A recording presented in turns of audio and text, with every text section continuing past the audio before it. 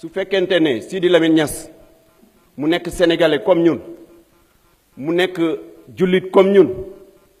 lépp loo xam ne lii dafay seet li nga xam ne lii dafay métti benn ethnie da koy wax mënuma ko ñàkk wax mënuma ko ñàkk wax dans la mesure où Sidi Lamine Niass président groupe Walfadjri ñu ngi lay wax ne am nga possibilité am nga droit wax ne sa télévision kenn du ci wax pulaar am nga droit wax ne sa rajo kenn du ci wax pulaar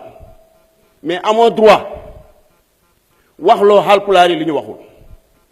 amoo droit mébét loo Haalpulaar yi li ñu mébétul mënuñu concevoir Sidi Lamine di wax ci waxu Gambie di wax Sénégal uniquement parce que ki dirige Gambie actuellement nee nañu Haalpulaar la ki dirige Sénégal actuellement nee nañu Haalpulaar la mu nekk loo xam ne monsieur le ministre de la justice lu ñu métti la te loolu ñu métti mën naa wax ne mën na jur lu bëree bëri mënuma ko ñàkk wax depuis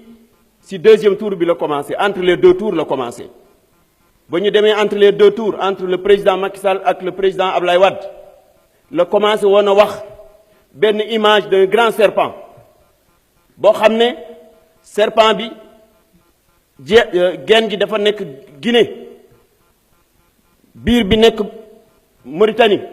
bopp bi nekk Sénégal depuis entre les deux tours la ko commencé mënuñ ko nangu mënuñ ko accepter mënatuñ ko tolérer et pourtant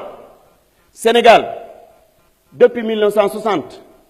de 60 à 80 Senghor moo ko dirigé ak Abdou Diouf pendant 40 ans amul fenn fu ñu mës a wax nguuru séeréer pendant 40 ans mais puisque on les considère comme de dignes fils de ce pays Ablaye Wade ñëw pendant 12 ans amul fenn fu ñu mës a wax nguuru wolof parce qu'on le considère comme un digne fils de ce pays mun nañu comprendre au nom de quoi am jeune bu ñëw bokk Fatick jàng am bagam dem université inscrire IST militer dans un parti nekk ingénieur militer dans l'opposition ànd ak leader bi gagné malgré ses souffrances et ses privations leader am gagné nommé ko directeur Petrosen mu doy ko mu nommé ko ministre de l'énergie ministre des infrastructures ministre de l'hydraulique mu doy ko par ses compétences mu nommé ko ministre de l'intérieur mu doy ko par ses qualités mu nommé ko premier ministre par ses compétences mu doy ko lépp doy ko mu diriger ko liste pour les législatives mu am plus de 130 députés mu nommé ko président de l'Assemblée nationale mais yàlla ñëw puisque yàlla mooy programme kuy falu yàlla mooy programme lu kii mu am réeroo ñu génn wuti dem gis les Sénégalais dem ci àll bi gis séeréer yi gis wolof yi gis pulaar yi gis joolaa yi gis njaago yi gis l'ensemble des Sénégalais Sénégal jox ko bopp donc mënuñu concevoir Sénégalais boobu ñu koy xool en tant que Haalpulaar non nous voulons que Macky ñu xool ko en tant qu'un digne fils de ce pays pas en tant que Haalpulaar mënuñ ko nangu mënatuñ ko nangu waa PDS suñ fi nekkee ñoom Lamine Thiam ñi nga xam ne nekkoon nañ ak Abdoulaye Wade depuis 88 man depuis 88 j'étais avec le président Wade et pourtant en 88 Daouda Sow di sama mag ñu bokk baay moo nekkoon président de l'Assemblée nationale Djiboka nekkoon au pouvoir donc ça veut dire que ñoom ils étaient au pouvoir nekk sama mbokk mais àndu woon ak ñoom Abdoulaye Wade nekkoon dans l'opposition te nekkul sama mbokk ma ànd ak moom donc xooluma woon affaire xeet nous refusons cela mënatuñ ko nangu mënatuñ ko accepter il faut qu'il sache que la communauté Haalpulaar est un volcan qui dort nous n'acceptons pas mënatuñ ko nangu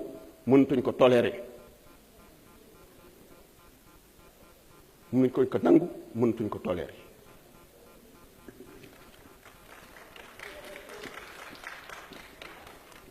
ma bëgg président monsieur le ministre nga waxal ñu Sidi Lamine Niass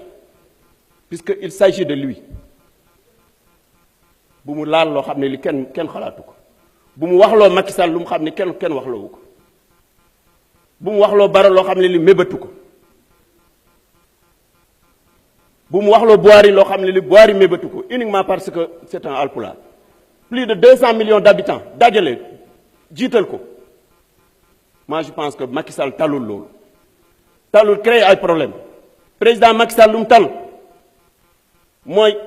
def ci les foyers religieux li nga xam ne war na ko def mu jeexal dem yoonam li mu tal mooy def ay yoon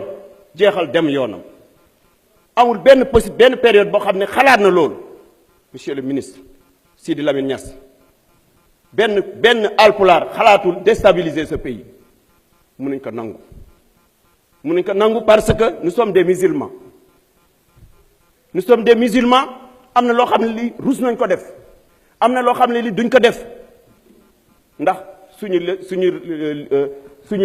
religion mooy l'islam te l'islam vient de la racine du mot salam qui veut dire la paix mënuñ ko nangu te au-delà de cette diversité Elentine et Sérère Oulimata Mané et Joola, Macky Sall et Halpulaar. Mais au-delà de cette diversité, nous considérons que nous considérons que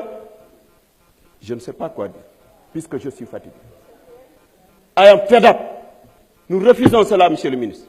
Sougnaré, il faut qu'il sache que Gandhi disait le véritable bonheur, c'est d'aller en prison, d'y subir souffrance et privation pour l'intérêt d'un peuple ou d'une religion. À bon entendeur, salut.